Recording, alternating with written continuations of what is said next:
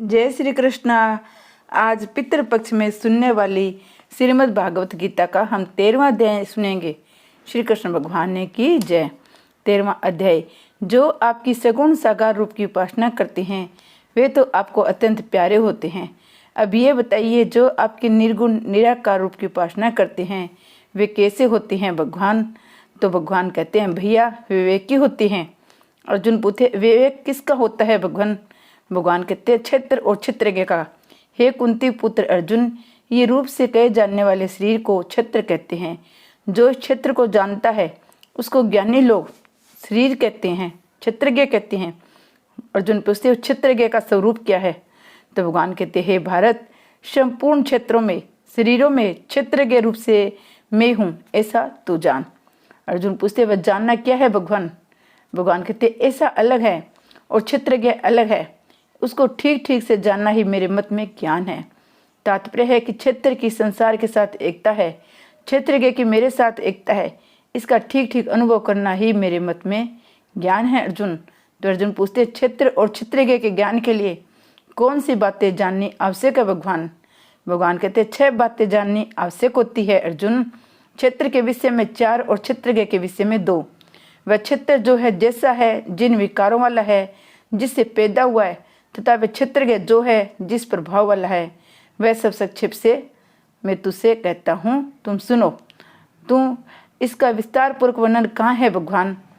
ऋषियों ने, वेदों की ऋतुओं ने युक्ति युक्त निश्चित किए हुए ब्रह्म सूत्र के पदों ने इसकी विस्तार से अलग अलग कहा है। तो अर्जुन पूछते, वह क्षेत्र क्या है? भगवान कहते हैं, मूल प्रकृति, समिष्ट बुद्धि, महत्व, समिष्ट अहंकार, 5 महाभूत, 10 इंद्रियां, 1 मन और इंद्रियों के 5 विषय, ये 24 तत्व वाला क्षेत्र है। तो अर्जुन पूछते, वह क्षेत्र किन विकारों वाला है? भगवान कहते, इच्छा, द्वेष, सुख, दुख, शरीर, प्राण शक्ति, धारण शक्ति, इन 7 विकारों से ये क्षेत्र मैंने संक्षेप से कहा है अर्जुन। तो अर्जुन पूछते, विकारों से क्षेत्र ये रूप से अपने अलग से कैसे दिखे भगवान?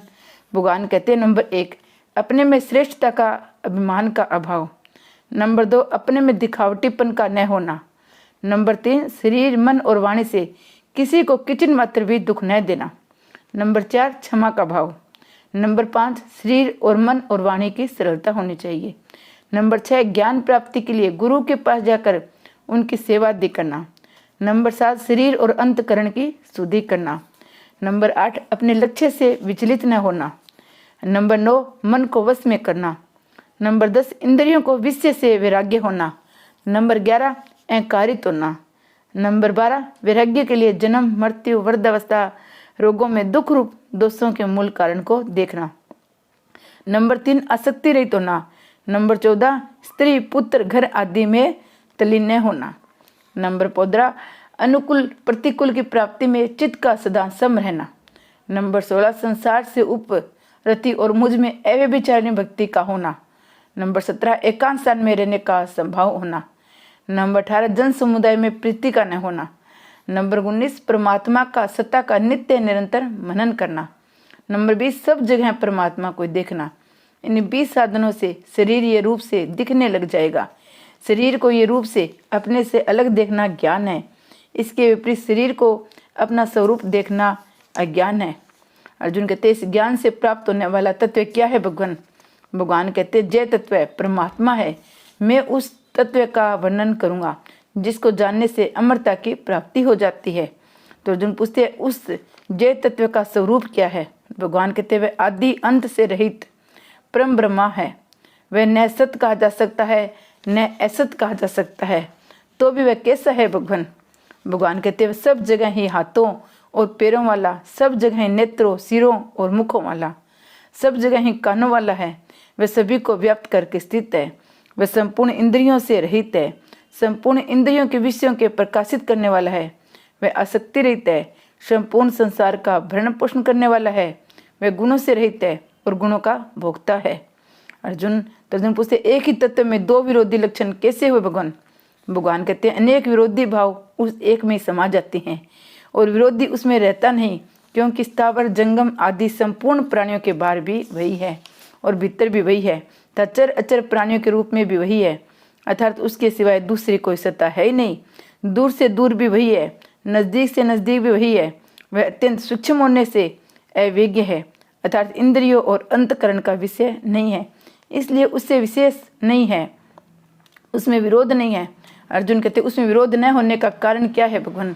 तो भगवान कहते हैं वह परमात्मा विभाग रहित होता हुआ भी अनेक विभाग वाले प्राणियों में विभक्त की तरह स्थित है। वह परमात्मा इस संपूर्ण प्राणियों को उत्पन्न करने वाला, उनका भरण पोषण करने वाला, संहार करने वाला है। अर्थात उत्पत्ति, स्थिति और प्रलय रूप भी वही है। उस परमात्मा को जानना चाहिए। अर्जुन पूछते उसका स्वरूप क्या है भगवान? भगवान कहते हैं इंद्रिया, मन, बुद्धि आदि के द्वारा जितने ज्ञान होते हैं वे सभी उसी से प्रकाशित होते हैं, इसलिए वह संपूर्ण ज्ञानों का भी ज्योति प्रकाशक है। उससे अज्ञान का अत्यंत अभाव है, वह ज्ञान स्वरूप है। जानने योग्य भी वही है, वही ज्ञान साधन समुदाय से प्राप्त करने योग्य है, वह सबके हृदय में विराजमान है। अर्जुन तो अर्जुन पूछते हैं और किस किस को जानना है, जानने का क्या महत्व है भगवान? भगवान कहते क्षेत्र, ज्ञान और ज्ञ, इन तीनों को जानना है, जिनका वर्णन मैंने संक्षेप से कर दिया है। इन तीनों का ठीक ठीक जानने वाला मेरा भक्त मेरे भाव को प्राप्त हो जाता है, अर्थात को मेरे साथ अभिन्नता का अनुभव हो जाता है। तो अर्जुन पूछते भगत तो क्षेत्र, ज्ञान और ज्ञ इन तीनों को जानकर आपसे अभिन्नता का अनुभव कर लेता है, पर जो साधक केवल ज्ञान मार्ग में ही चलना चाहता है उसके लिए क्या जानना आवश्यक है भगवान? उसके लिए प्रकृति, क्षेत्र, पुरुष और इन दोनों के अलग अलग जानना आवश्यक है। प्रकृति और पुरुष ये दोनों ही अनादि हैं। अर्जुन पूछते हैं जब ये दोनों अनादि है तो फिर ये गुण और विकार कैसे पैदा हुए? गुण और विकार प्रकृति से पैदा होते हैं, इसके सिवाय कार्य, करण और कर्तापन में भी प्रकृति हेतु कही गई है। तो अर्जुन पूछते पुरुष किस में हेतु होता है? ये महाराज, पुरुष तो सुख दुख के भोक्तापन में होता है। पुरुष भोक्तापन में हेतु कब बनता है? प्रकृति में स्थित होने से, उसके साथ अपना संबंध बनाने से पुरुष गुणों का भोक्ता होता है। गुणों का संग होने से वह ऊंच नीच योनियों में जन्म लेता है। उस पुरुष का स्वरूप क्या है भगवान? वह पुरुष प्रकृति के कार्य, शरीर के साथ संबंध रखने से, उपद्रष्टा उसके साथ मिलकर सम्मति देने से, अनुमंता अपने को उसका भरण पोषण करने वाला मानने से, भर्ता उसके संग से सुख दुख भोगने में भोगता और अपने को उसका मालिक मानने से महेश्वर बन जाता है। परंतु स्वरूप से वह पुरुष परमात्मा कहा जाता है।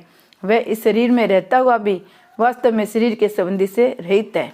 इस तरह प्रकृति और पुरुष के स्वरूप को जानने में क्या होता है भगवान? तो भगवान कहते हैं इस तरह गुणों के सहित प्रकृति को, गुणों रहित पुरुष को जो मनुष्य ठीक ठीक जान लेता है, उसका सब तरह के शास्त्र विहित करते हुए कर्म करते हुए भी फिर जन्म नहीं लेता, अर्थात वह जन्म मरण से मुक्त हो जाता है। अर्जुन पूछते उस पुरुष को जानने का और भी कोई उपाय है क्या भगवान? हाँ है। कई मनुष्य ध्यान योग के द्वारा, कई सांख्य योग के द्वारा, कई कर्म योग के द्वारा अपने आप में अपने स्वरूप को जान लेते हैं।